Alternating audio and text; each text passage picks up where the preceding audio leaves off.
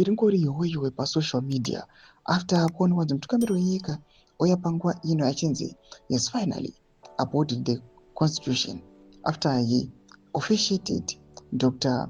Kambamura panguva ino achimusweya into the state house as the minister of mines. Chiti kuvanhu tanyatsokuona kuti aiwa panguva ino they might call it abuse of office or something like that. Amen.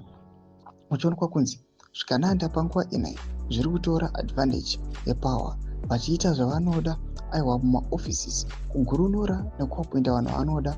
Don't subscribe or like on the bell icon.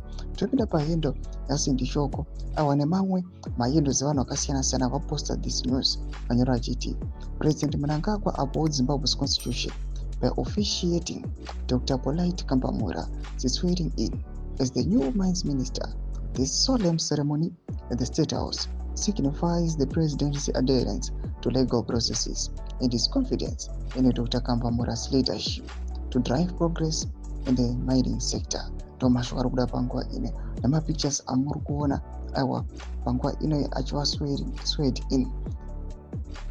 Chitiko panguva ine chatakaona kuti vanhu vakaona vakacriticize the move, vamwe vachicriticize kuti aiwa the former minister anga atadzei, but vanhu havazoconcluda kuti anganetsana nezvigananda, but ndo zviripo muzimbabwe. Munoti kudii pamusoro pethese developments, pamusoro pezviitiko izvi zviri kuitika. Aiwa ina kumasection medu muzofunguro enyu moti kudii pamusoro pechitiko ichi. Subscribe or like, chete on the bell icon.